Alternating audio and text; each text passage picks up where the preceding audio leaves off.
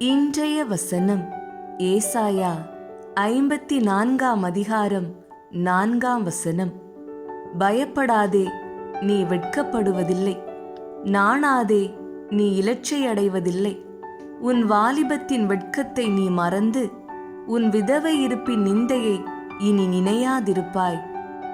ஒருவேளை இதை கேட்டுக்கொண்டிருக்கிற நீங்களும் அதிக வெட்கத்தை, அவமானத்தை அனுபவித்துக் கொண்டிருக்கலாம். உங்களால் தாங்க முடியாத சுமையை சுமந்து கொண்டிருக்கலாம். ஆண்டவர் இன்று உங்களை பார்த்து சொல்கிறார், நீ வெட்கப்படுவதில்லை. நீங்கள் வாலிபனாக இருக்கும்போது அநேக முறைகள் வெட்கமடைந்திருக்க கூடும். நீங்கள் விதவையைப் போல கைவிடப்பட்ட, ஆசீர்வதிக்கப்படாத நாட்களை கடந்திருக்க கூடும். கவலைப்படாதிருங்கள், இனிமேல் நீங்கள் வெட்கப்படுவதில்லை. வாழ்க்கையில் அநேக வருடங்களாக ஆண்டவரின் வாக்கு தத்தத்திற்காக காத்து நின்று எதுவும் நடக்காமல் அவமானப்பட்டு தன்னை யாருக்கும் காட்டிக்கொள்ளாமல் வனாந்தரமான வாழ்க்கையில் ஒளிந்து கொண்டிருக்கும் தேவனை நேசிக்கும் சகோதரர்களே, தனக்கு வரும் ஏமாற்றங்கள், அவமானங்களை சகித்து கொண்டு யாரிடமும் சொல்லி முறையிடாமல் ஆண்டவரை மாத்திரம் நம்பிக்கொண்டிருக்கும் தேவனை நேசிக்கும் சகோதரிகளே, நீங்கள் மகிழ்ந்து களிகூறுங்கள். ஏனென்றால் பிள்ளை பெறாத மலடியே மகிழ்ந்து பாடு, கற்ப வேதனை படாதவளே கம்பீரமாய் பாடி ஆனந்த சத்தமிடு என்று கர்த்தர் சொல்லுகிறார். வாழ்க்கை என்பது உங்களை கண்டறிவதல்ல, வாழ்க்கை என்பது உங்களை உருவாக்கிக் கொள்வது. கண்டறிவதற்கும் உருவாக்கிக் கொள்வதற்கும் இடையில் என்ன வேறுபாடு? நண்பர்கள் இருவர் ஒன்றாக படித்து முடித்து வேலை தேட துவங்கினர். இதில் ஒருவர் படிப்பில் புலி என பெயர் வாங்கியவர், மற்றொருவர் சராசரியாக படித்தவர். இருவரின் குடும்பங்களும் இவர்களின் வேலையை நம்பியே இருந்தன. எவ்வளவு அலைந்தும் தகுந்த வேலை அமையாமல் சிரமப்பட்ட இருவரும் ஒரு உறுதிமொழியை எடுத்தனர். சரியாக 4 மாதங்கள் பிரிந்து வெவ்வேறு திசைகளில் சென்று வேலை தேடுவது என்றும் பின் சந்திப்பது என்று முடிவு செய்து பிரிந்தனர். 4 மாதங்கள் ஆயிற்று. அந்த ஊருக்குள் கோட்டு அணிந்து வந்த இளைஞனை பற்றி தான் பேச்சு. தாடி வைத்து விரக்தி நிலையில் காணப்பட்ட இளைஞர் நண்பனை சந்திக்க காத்திருந்தார். அதோ அங்கு கோட்டு போட்டு வேகமாக வருவது தன் நண்பனா? ஆச்சரியமாக பார்த்த தாடி இளைஞனை ஓடி வந்து கட்டிக்கொள்கிறார் அவர். என்ன நண்பா, ஏன் இப்படி இளைத்திருக்கிறாய்? அட போப்பா, என்னதான் படித்திருந்தாலும் வேலை கிடைக்க மாட்டேங்குது. கிடைக்கிற வேலையெல்லாம் என் தகுதிக்கு குறைவா இருக்கு.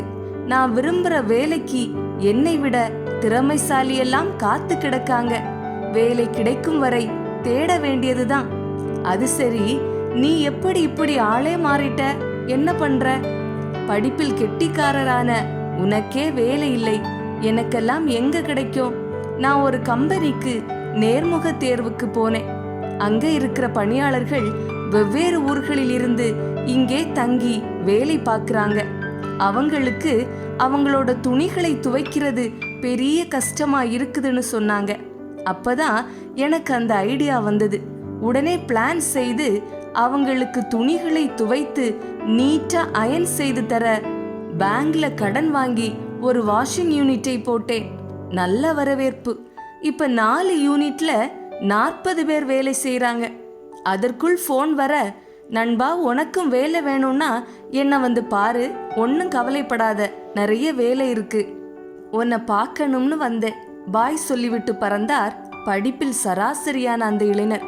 படிப்பில் புலியான இளைஞர் வியப்பில் ஆழ்ந்து மீண்டும் தனக்கான வேலையை கண்டறிய போனார். இதுதான் கண்டறிவதற்கும் உருவாக்கிக் கொள்வதற்கும் இடையிலான வேறுபாடு. இதில் கண்டறிவது என்பது ரிஸ்க் இல்லாமல் தேடிய பணியில் வாழும் பாதுகாப்பான பட்ஜெட் வாழ்க்கை. உருவாக்கிக் கொள்வதில் ரிஸ்க் அதிகம் இருந்தாலும் சவால்களை சந்தித்து அதிலிருந்து சாதித்து வெற்றிகரமான மனிதனாக மாறுவதுதான் சிறந்த வாழ்க்கை. வாய்ப்புகளை உருவாக்கிக் கொள்வது வாழ்க்கையை அடுத்த கட்டத்திற்கு எடுத்து செல்லும் மகத்தான பணியை செய்யும் ஏணி ஆகிறது. தேடும்போது கண்களில் படும் வாய்ப்புகளை தனக்கென உருவாக்கிக் கொள்பவரே சிறந்த வாழ்க்கை வாழும் வெற்றியாளராகிறார். நீங்களும் ஏதாவது ஒன்றில் வெட்கத்தை சந்தித்துக் கொண்டிருக்கலாம். வெற்றியடைய வழி தெரியாமல் குழம்பி போய் நிற்கலாம். அல்லது இதுதான் என் தலைவிதி என்று தீர்மானித்து திகைத்து போய் நிற்கலாம். கவலைப்படாதிருங்கள். கிடைக்கிற வாய்ப்புகளை பயன்படுத்தி வெற்றி பெறுங்கள். இனிமேல் நீங்கள் வெட்கப்பட்டு போவதில்லை. ஜெபம். தகப்பனே, இனிமேல் நீ வெட்கப்பட்டு போவதில்லை என்றீரே.